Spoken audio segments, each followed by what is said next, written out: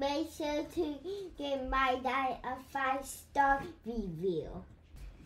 Make sure to like and subscribe to his YouTube. Thank you for listening and enjoy the show. If there is an issue that there's no excuse to be waiting on, it's reforming our Social Security system. So yes, part of your benefits will still be there, but not the ones you've been promised. And we're going to have to do some combination of slowing the growth of benefits, I think, for people who need them less, so that people who depend on them will still have them, and raising some revenues. But I honestly think there's a better use for revenues than putting it all into Social Security, because we are not investing in our kids. We are not investing in our human capital. We are not investing in the changes that are going on in our economy from globalization and technology. So there can only be that one use of a dollar. Before I put more money for benefits for people other than those who really need them, I think about what the best use of that dollar is. Hey, welcome back, Fiscal Politics listeners and viewers. If you're watching us on our YouTube channel, I am your political host, Will Wright, and your faithful host, Josh Bertram, isn't able to make it today. He's off declassifying a bunch of sermons using his mind. So in his place, we have Corey Nathan, who is the host of the Talking Politics Without Killing Each Other podcast, here to join me. So thanks so much for joining me, Corey. You bet, Will. It's always great to see you. And our guest this week is Maya MacGuineas. She's the president of the Bipartisan Committee for Responsible Federal Budget. Her areas of expertise include budget, tax, and economic policy. And as a leading budget expert and a political independent, she has worked closely with members of both parties and serves as a trusted resource on Capitol Hill. So thank you, Maya, for being here. Sure. Happy to join you. Yeah, so I just want to say, your organization is probably one of the best organizations I feel, out there to give us really, really good information. I read a lot of your stuff during the Trump era. I'm reading a lot of your stuff now during Biden. And I have one sort of pressing question before we kind of get onto some of the other topics that I'm hoping you can answer. So what was the deal with the shortage of coins during COVID? Well, unfortunately, you're starting with a question I can't answer. I have no idea. Got it. Okay, because I still see those signs everywhere, and I'm just like, I don't understand. I mean, I've got plenty. I feel like I'm rich. I've got a ton of coins. My coin drawer, my little coin collection place, still going strong. So, all right. They're in the same place as all the toilet paper was. Yeah. that one I know to be true. Yeah. All right. Well, so because your expertise is economics, budgets, and I'll admit that that's not necessarily my strong suit. So I'm wondering if you can kind of give us a state of the union, state of the economic situation in the U.S., and if you're able to explain it to me like I'm 5, maybe in context of, my household or business or something like that. So let me try to explain. There's a lot that could be unpacked out of that question already. So, and I want to try to cover some things kind of broadly, and then we can dig down as people are interested. But I'll talk a little bit about the economy, the fiscal situation, our budgetary situation, and what's going on right now with inflation. So in terms of the economy overall, one of the main things that you want, no matter what your politics are, and no matter whether you think we should have a big government or a small government, a growing economy is always better than a not growing economy, because as our resources expand, depending on how they're distributed, depending on who's getting how much in wages and profits and returns on investments, all those things, everybody can potentially be better off, right? A growing economy can make more people better off. And when you are a polarized country, as we certainly are, if you have a shrinking economy or shrinking resources or resources that aren't divided in a way that feels equitable, that leads to greater tension. And so basically the first point is you want an economy that's growing. Our economy is growing, and that's a really good thing. However, a lot of what's driving the growth in our economy a lot these days is government borrowing. And this is what I focus on. My nonpartisan group is very focused on when we're borrowing, does it make sense? And the short answer to that is most often it doesn't. Most often our politicians are borrowing because they don't want to be inconvenienced with having to pay for the bills, whether it's offsetting the cost of tax cuts or spending increases. More and more we borrow. And so that's why our total debt, including some of the debt we owe to ourselves, is as high as $30 trillion these days. But so, one, our economy is growing. Two, we are dangerously over indebted. Our debt as a share of GDP is almost 100%. The record that was set right after World War II, after we'd fought a world war, was 106. We're going to surpass that in this decade. So we will have the highest debt relative to our economy we've ever had this decade, unless something dramatically improves. That is a huge problem for lots of reasons. I can also go into that in more depth, but it has negative effects on your economy, your wages, job security, standard of living, whether we're prepared for the next emergency like COVID, where you do need to borrow, on interest rates. And if your interest rates go up, then how much you pay on that government debt, your interest payments becomes more expensive. That's happening right now. And it's also dangerous because it leaves us dependent on other countries, oftentimes who we are not aligned with. China, some of the oil producing countries, to lend us money to pay our bills. I don't think it's a good idea for a country to ever be overly dependent on anything, particularly another country that you're not in a close alliance with. Then finally, we have inflation. And we all, inflation's the headline in the news right now. Inflation happened because of a number of reasons. Basically, the demand to buy things got really high because through some of the last bill in the COVID spending, when President Biden came into office, he passed the American Rescue Plan. We knew at the time, we warned at the time, it's too big. It's more than the economy needed. That puts so many more dollars in the economy. It causes people to demand more. And then meanwhile, we're not able to supply that, particularly because of what's going on in Russia and Ukraine, and because of some supply chain issues where we can't get all of the goods that we need to build other things or sell. So you've got too much demand, too little supply. That means prices start to shoot up. That's what causes inflation. And then if that means people ask for big raises and wages when they get them, that leads to more demand, which pushes inflation up even more. So you're in a dangerous cycle, which is where we are. So bottom line, you want the economy to grow. We're in a good place right there, but as the Fed responds to inflation, we may go into a recession where the economy is not growing. You want to borrow when it makes sense to economically, but not when you're just plain unwilling to pay the bills. That's where we are right now. We're just not willing to pay for what we do. So we are borrowing that money, shifting that bill to the future. We are dangerously over leveraged in too much debt. And finally, we have inflation because we have too much money chasing too few goods. And the ways that we're going to address that are not fun. They're relatively painful. And so we're in for a very bumpy ride in the economy. I don't think a 5-year-old would have followed that. My kids, when I explained to them, their eyes glazed over, but hopefully I did that some justice to that. So I was telling Will earlier that I started out in the professional world as a stockbroker. So if economists could only mature to the level of 5-year-olds, they'd be the average stockbroker like the guys I worked with in the boiler room. I know Will has some questions about debt, deficit, and definitely have some questions about interest rates. But I did want to ask you, maybe it is an ignorant question. When you say a growing economy is good, is some inflation part of a growing economy? And is some inflation actually good for the economy and for, regular folks like us? That was quite a build-up for a very sophisticated question. Oh, I didn't think it was sophisticated, but well done. Thank you. How do you do this? Yeah, absolutely. It's. Ironically, just a few years ago, we were much more worried about deflation than inflation, because deflation is also bad. And a lot of people say, why is inflation that bad? I mean, it can help in some things. If you've borrowed a lot of money and you have inflation, it can make it better because you're inflating away your debts. It becomes smaller. But overall, that's right. You want some controllable amount of inflation in your economy. The Fed, we normally talk about a 2% target of inflation as being a reasonable and healthy level where things are continuing to grow, but not so much that things are becoming more expensive relative to one's wages. The problem that we have is when it becomes this dangerous price-wage cycle, which I believe we're in right now, where in order to buy the things people need, they really do need to have higher wages. Now, we want higher wages always. That's a good thing. But you want it when the value of that is not being deflated through inflation that is much higher than, where we are now, 8%. that is much higher than what we can keep up with wage growth or other things. And we are in that spiral. So yes, a healthy amount, 2% give or take, is something that you want.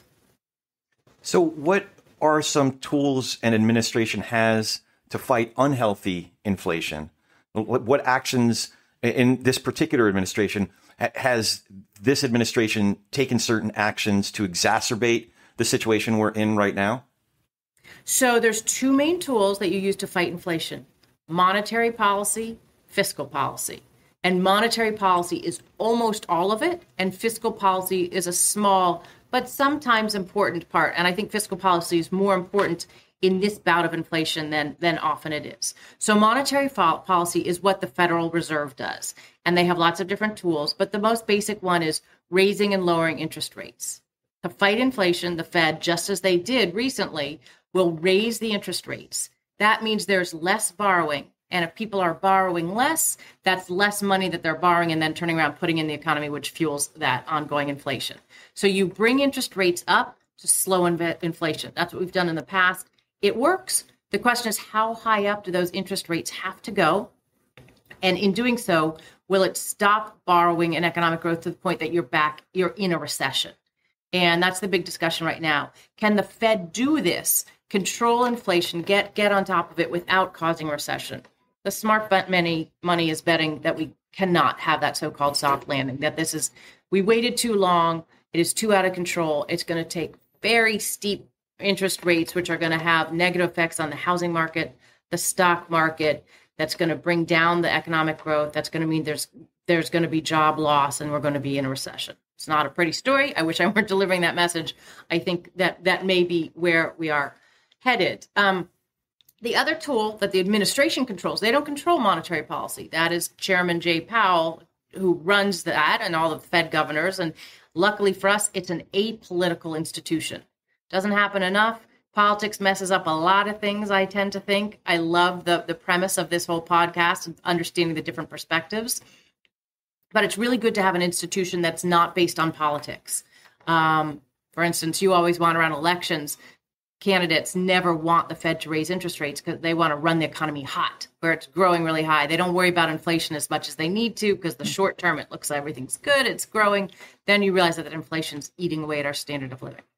The other tool, federal government, and this is the one that policymakers really have control over, is fiscal policy.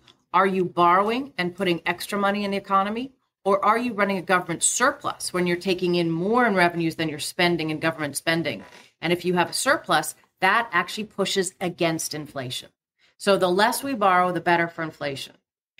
Now, I'm frustrated with the Biden administration on this front. And let me say again as a reminder, I am a very, very diehard political independent. I have liked a lot of things this administration has done. I liked how they talked about fiscal policy. I liked a big, important piece of legislation they did called the Inflation Reduction Act, which really Senator Joe Manchin turned into something that reduced the deficit. A deficit reduction bill, first time in over a decade. I thought that was a huge accomplishment. But that is not the full story of what the administration has done on fiscal policy. Unfortunately, the full story is that since they have been in office, President Biden has approved, either through legislation or executive orders, $4.8 trillion in new borrowing over the next decade. I would say that the amount that should have been approved would have been, at this point, on net zero. That we borrowed some to respond to COVID when he first came in. They borrowed too much, and that helped set off inflation, but there should have been some more borrowing, and then there should be some deficit reductions as soon as we saw inflation starting put in place. But $4.8 trillion in new borrowing is an astronomical amount of new borrowing at a time in the economy when it's bad for the economy, pushes towards inflation instead of against it. And so I cannot give this administration high marks on the fiscal policy as it relates to inflation. Now, to be fair, I will also say that President Trump was also fiscally quite reckless.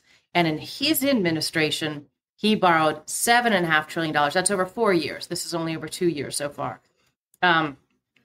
Less than 2 years, in fact. But he borrowed $7.5 trillion for tax cuts and spending increases, all of which added to the debt. So This is the nature of my work. There is fiscal criticism that goes all around, and there are just too few members of Congress really focusing on this issue because it's hard. It's hard politically to say, I'm going to raise your taxes. Everyone hates that.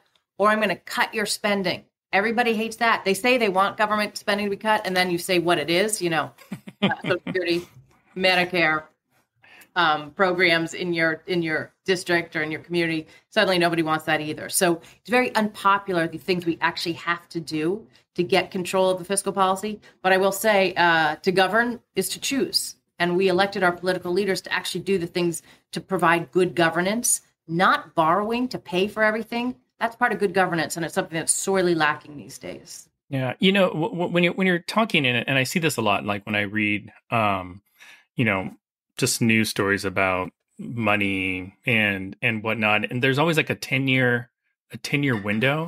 Like what's the relevance of the 10-year? Yeah, it's complicated because in budget world we talk in 10-year numbers, and it's like, what? $1 trillion already doesn't mean anything to me, and now you want to do 10-year numbers instead of one? The reason is because and experts have debated this and struggled with this, but you want to put out numbers over the long term to actually show the effect of something. Many policies phase in gradually. So if you said, let's look at this climate bill or this tax increase or this, pick your piece of legislation, and you looked at the cost this year, it might be negligible because the law you've put into place is going to take a while to be enacted and spend out money. Like a great example is the big bipartisan infrastructure bill that we passed last year. If you looked at the 1-year numbers, it wouldn't tell you the accurate story. What you really need to see is once this policy is up and running, what the effects on the budget are. And so 10 years is what people have settled at to get a sense of the direction it's going in and the magnitude, because very few things are phased in quickly when it comes to big budgetary items. But it is confusing. Yeah, I was going to say, so I know that one of the main questions a lot of our listeners have is in regards to the student loan forgiveness thing that that was just announced. And some of the questions that I'm getting, are concerns regarding, how is this going to affect me as a taxpayer? And does this set sort of like a dangerous precedent? So the next Republican that comes into office is like, I want to, forgive a bunch of people's car loans or something like that, which mortgage debt. Mortgage debt. Mm-hmm. Debt, whatever. Mm-hmm. Right. Yeah. Yeah. So I'm curious if you can kind of speak to that, like what's the immediate or long-term, significance of forgiving, I don't know, a couple $100 billion worth of student loan debt? Yeah, it's a really important question. I like those people. I like your listeners who are calling and saying, as a taxpayer, what does this mean for me? Because so often in budget world, people just think about what they're getting.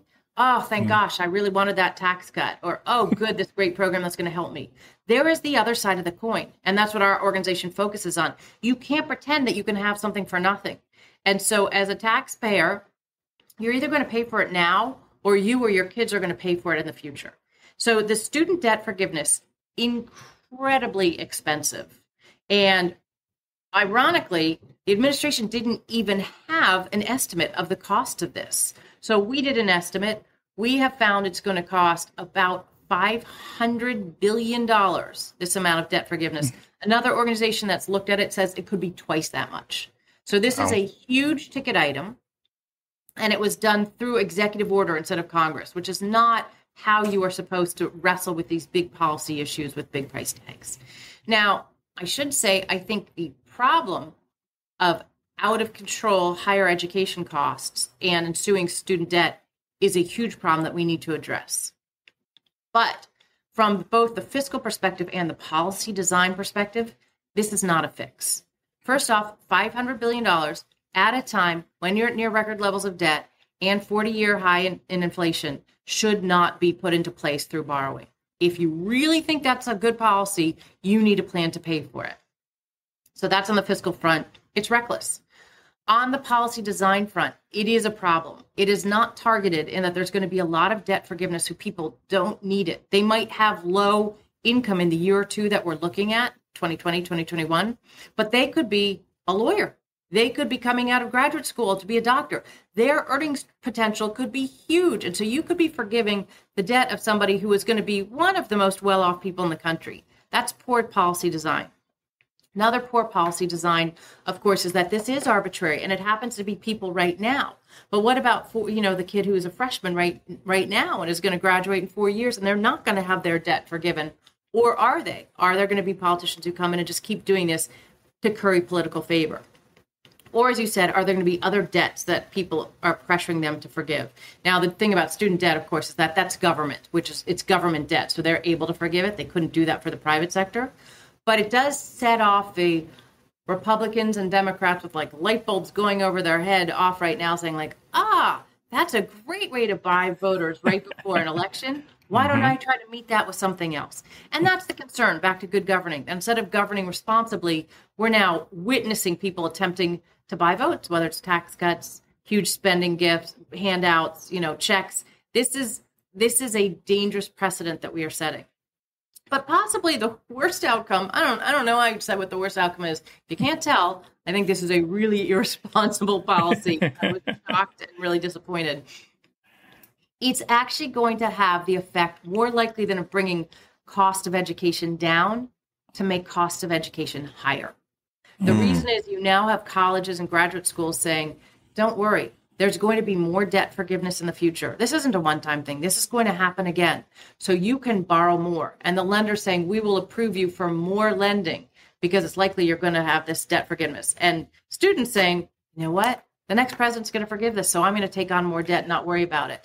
And meanwhile, you have people who saved to pay for their own school, or a lot of my colleagues here were saying, oh my gosh, I just finished paying off my student debt, and I'm not getting anything. You have a lot of people who feel really unfairly treated because of the non-level playing field in how this works, where people feel like for doing the right thing of saving, not buying much, saving more, paying off their debt, they were punished instead of rewarded. So frankly, this is a policy that I think has no redeeming qualities other than that what it's trying to fix is very important, but it's going to fail to do that. Yeah. It'll be interesting to see how this is challenged going forward, because the idea of forgiving a huge chunk of debt for a lot of people, not by legislation, but by executive order, is legally problematic. Yeah.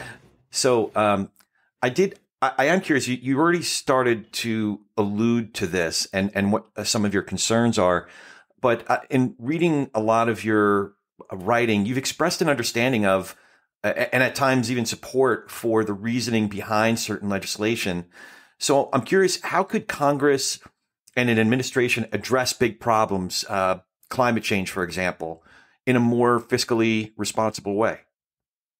Well, climate's a perfect one to ask. I mean, most of them we actually have, because I sometimes hate my role as going to Congress and whining, like, how are you going to pay for that? How are you going to pay for that? Because they never come with ideas. And so we try to be really solutions oriented. And so one of the things that we do is we have a whole library called Pay-Fors, where you can pull up a bunch of tax ideas, a bunch of ways to save money in healthcare, a bunch of spending programs to cut. Again, none of them are easy, but if you really want to do policy X and you don't have a pay-for, we will provide hundreds of options to pay for them. So that's something that we do. Number two, this fall, for anyone who's interested, keep an eye on our website. We're going to come out with a blueprint of how we could reduce our debt.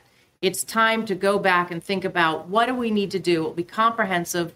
It will look at all parts of the budget, defense, Social Security, discretionary spending, taxes, all parts will be on the table for consideration. And we'll try to show how we could get somewhere more reasonable. Now, for climate, there happens to be a simple solution instead of having to go to our offsets library bank. But the best climate policy one could put in place would be a carbon tax, which actually raises money instead of costs money. It is a lot easier to raise money by taxing bads. So if you tax goods, things you want more of, like saving or income, you're going to get less of it. It's counterproductive compared to if you tax things you want less of. Pollution, think of things that you don't want and put a tax on them. That's why they have so-called sin taxes on cigarettes and stuff. Exactly. As an ex-smoker, I remember many Me years too. those costs are going up, but they were expensive. But it's smarter to tax the things that you want. That's not why I quit. Luckily, I knew it was unhealthy for me, but it didn't hurt that it was becoming prohibitively expensive. But, it's somewhat paternalistic, but it's smarter to tax things that you want less of. And so when it comes to climate, and I'm not saying on the specifics, because there's a lot of important things you need to think about how to do climate policy right. But having a carbon tax would be a twofer. It would raise money and encourage new adoption of new technologies, moving into different forms of energy and help over time to bring down the carbon footprint.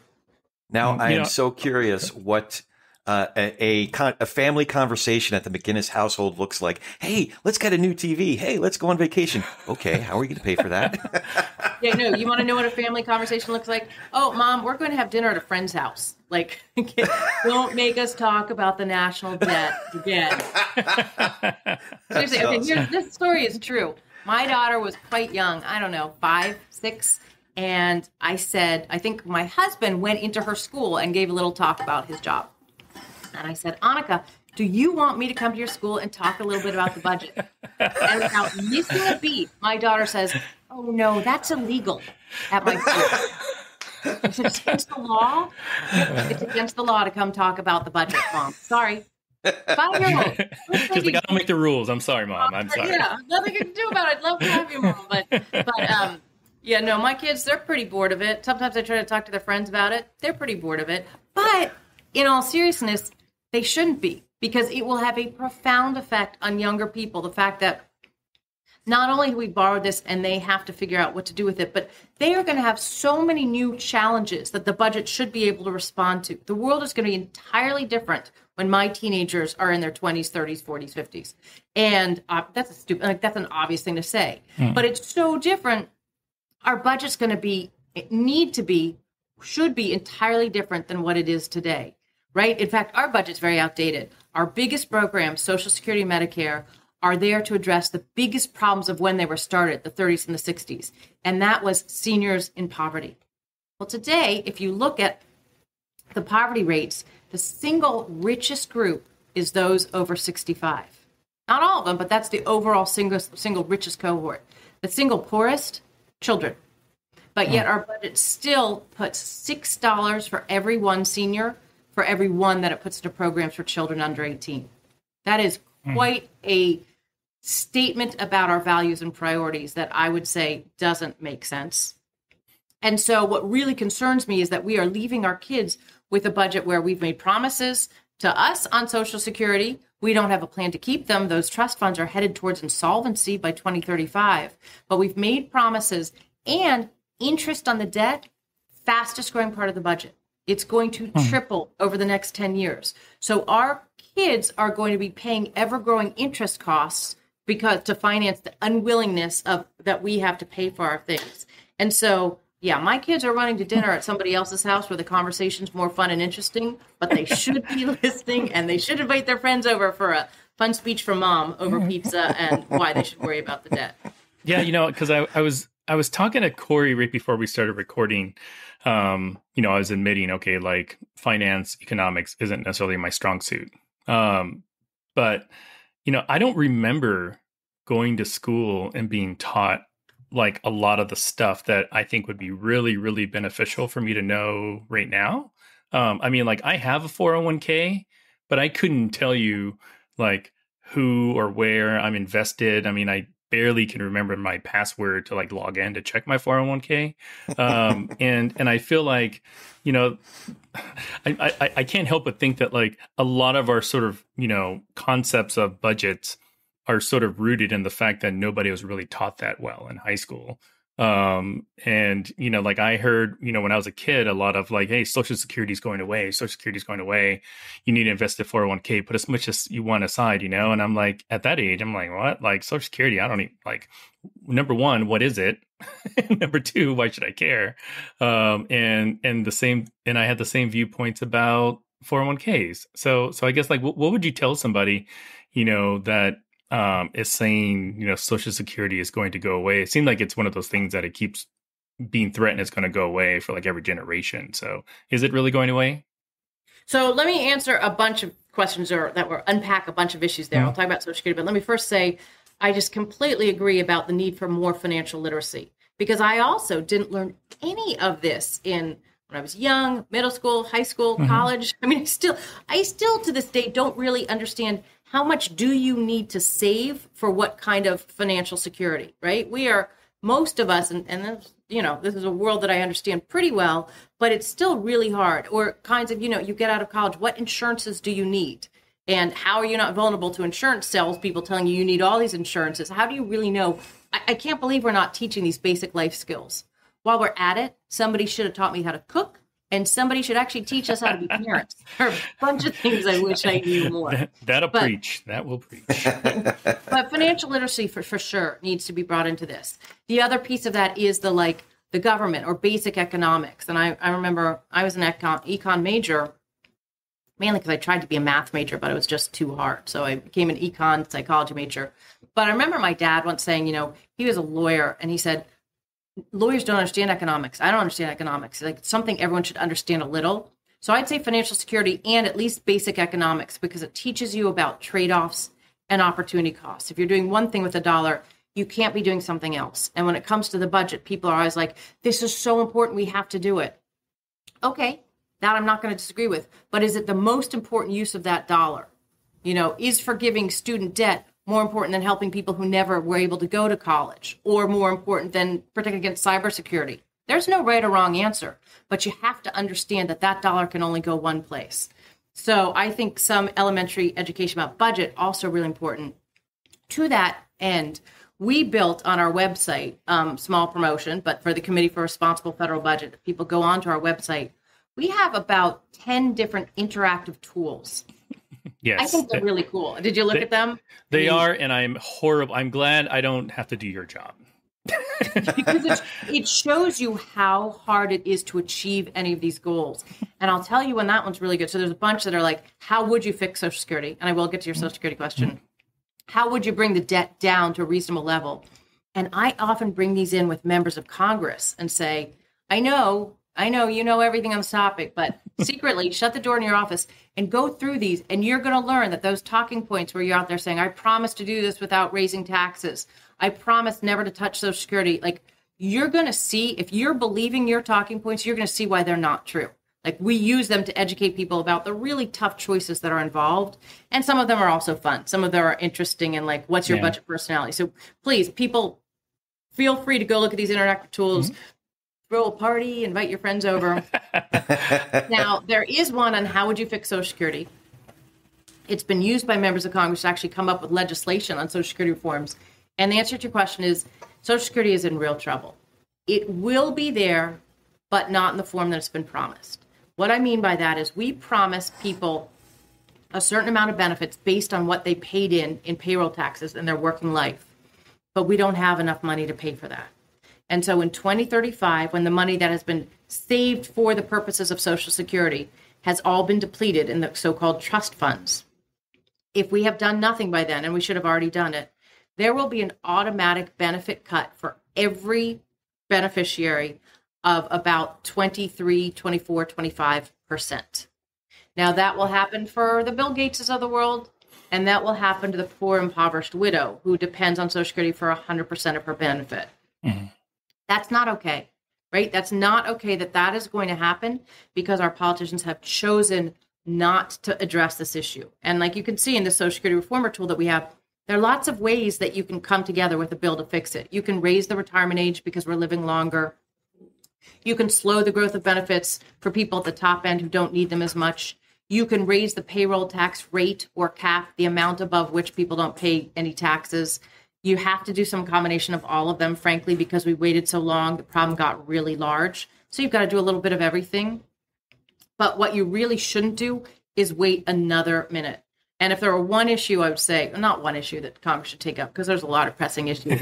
Sure. I mean, there's national security issues, all sorts of things. But if there is an issue that there's no excuse to be waiting on, it's reforming our Social Security system. So yes, part of your benefits will still be there, but not the ones you've been promised. And we're going to have to do some combination of slowing the growth of benefits, I think, for people who need them less, so that people who depend on them will still have them, and raising some revenues. But I honestly think there's a better use for revenues than putting it all into Social Security, because we are not investing in our kids. We are not investing in our human capital. We are not investing in the changes that are going on in our economy from globalization and technology. So like there can only be that one use of a dollar. Before I put more money for benefits for people other than those who really need them, I'd think about what the best use of that dollar is. And we're all going to have different preferences on how we fix it. So big place from where I come from is, and I think you guys from this podcast, but is we're all entitled to our different opinions. There's no right or wrong, but we're going to have to work them out and come up with some kind of a fix for Social Security and a whole lot of other urgent problems that we have been avoiding. I'm going to pick up on that last bit that you just said. I am curious about your involvement. In fact, you're a founder in an organization called Fix Us. Is that how you say it? Or Fix US? Fix US or Fix Us. That's why it's so clever. It could be either. Yeah. So for listeners, Fix Us is committed to engaging fellow citizens to better understand and address our nation's growing divisions, dysfunction, and distrust in our political system. You're speaking my language. So tell us more about the organization, the work you're doing, and how it's going so far. Great. Well, sign up and become a member because we actually are engaging people to become a part of it. It's really, I think it's a really special group. So here's what happened. I've been working on this fiscal issue for 25, 30 years. I'm very passionate about it. I really care about it. As you know, I really care about it from a nonpartisan perspective, meaning we have to compromise. It's become painfully clear that we don't have the ability to resolve the toughest issues in this country while we are as polarized as we are. And so much like I think you all doing this podcast is, I felt like we needed to try to do something to make it better. And we weren't going to be able to achieve our core mission of fiscal responsibility as long as politicians are so busy fighting about whose fault it is and how to give away more things and not do anything hard because they just want to score votes. And they tell themselves that when they have the majority, then they'll fix the budget, but they never do. So we created this group called Fix Us. And it is about understanding how we got here. What are the political, economic, cultural, technological issues that brought us to this moment and the failure of our elites and our leaders? Looking at all of them, how we got here, and then coming up with solutions in each of those areas. And the way we go about it is citizen engagement. That so many people have tuned everything out because they are sick of two sides screaming at them. That where can we find a forum for learning more, civil discussion, coming up, sometimes crowdsourcing for the different kinds of different things that we can work on together, and then building different efforts. And whether it's, financial education is a great thing. Actually, I think that's the kind of thing that Fix Us would say is that in order to have a knowledgeable and informed citizenry, you want to do things like financial education. But the biggest thing that we do is we bring together people at virtual breakfasts, lunches. We do a lot of virtual eating, but for different discussions where we have people who will come in and talk about the different issues facing us. We'll have a discussion about it and then brainstorm what the solutions are. And these are people who just are tired of, want their country back, want a country that is trying to get something done. And basically we are trying to figure out the division, the dysfunction, and the distrust, the 3 Ds as I call them, how we got here and how we're going to change the course. But please, people sign up. We have a lot of just nice open discussion groups, and I'm finding a lot of really people who just care and want to be doing something helpful are becoming part of the organization. It's quite exciting. That's really encouraging, the work that you're doing there and some of the progress it sounds like you're making, because it is perhaps more than any particular policy issue, the idea that we can't seem to talk to each other is a huge symptom that needs to be addressed. I've been very involved with another organization that's been along these lines, huge presence in Florida and expanding nationally, called Village Square. So it's very much along the same lines of creating forums where folks, Republicans, Democrats, independents, can have healthier conversations. One follow-up question to that: do you have any takeaways that you could share with us in terms of how we, like, just talking at our Thanksgiving dinner table or at our, on the soccer field with our neighbors, or any takeaways that how we can do better at bridging the divides? Yeah, I think my favorite one, and I fail at it many times too, but every time you feel yourself getting, a little bit worked up, a little bit frustrated, a little bit angry. For me, it happens on the debt when people say things that I know are not true. Don't worry, we can just print more money. Don't worry, these tax cuts will pay for themselves. Like these things that just aren't accurate, get kind of upset and this is leading us to bad things. But the trick that I think we've learned that works really well is every time you feel that, ask the person you're talking to a question. Don't tell them why they're wrong.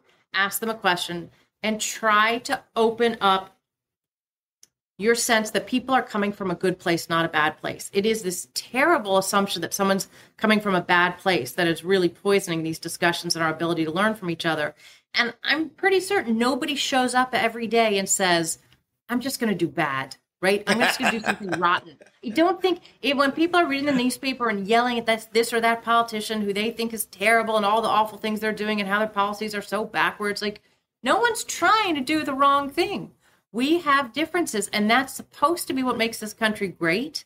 And we have to go back for ways to really build that as our strength. It is our greatest strength, and that is all sorts of diversities. One of them is that we think differently.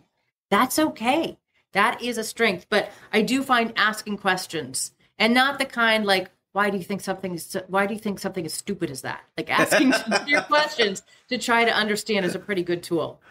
I mean, that said, I've had more than one Thanksgiving dinner implode. I'm gonna remember that. I have a dinner tonight actually with a buddy. We come from very different points of view when it comes to gun legislation. But one thing that I think is a good start for the conversation is we both realize, you know what? We both really care about our families. We both really want to protect our families and keep our families safe. So I'm going to remember that. I'm going to say, why are your ideas all wrong? I'm just going to start with that question. Yeah, I'll take your that's advice. A good question. Thank you. I'm glad it really worked. I will say, though, you said, I think, one of the other most important things, because we spent a lot of time at Fix Us trying to figure out what will unify the country. And truly the greatest unifier is for parents, is for anybody who's ever had a kid, particularly in pain. I mean, we have a mental health crisis going on in this country right now that we have got to wake up and we have got to deal with. It is terrible what is happening to our kids and how much depression and anxiety and self-harm and suicide is going on out there. Any parent, but particularly a parent who has watched any child in pain, that is an incredible unifier. And I think there's something to build out of that because people care about their families. And that is what makes us human. That is the deepest connection there is. So that's another. Ask questions, connect at our deepest human levels. And the third thing I've always thought is, can we find as a country some shared aspirations? And I don't know what that is. Like, can it be that we decide we want to win the World Cup in soccer or, really rallying around the Olympics? I think healthy forms of competition, sports, not wars, but things where you can be fighting against other countries in a healthy way. I always think, like, should we have what's that show, The Biggest Loser? Should we have a weight loss competition with some other country? But just oh my goodness, things to get us all on the same page, working on something together. I think shared aspirations and ambitions can be helpful as well.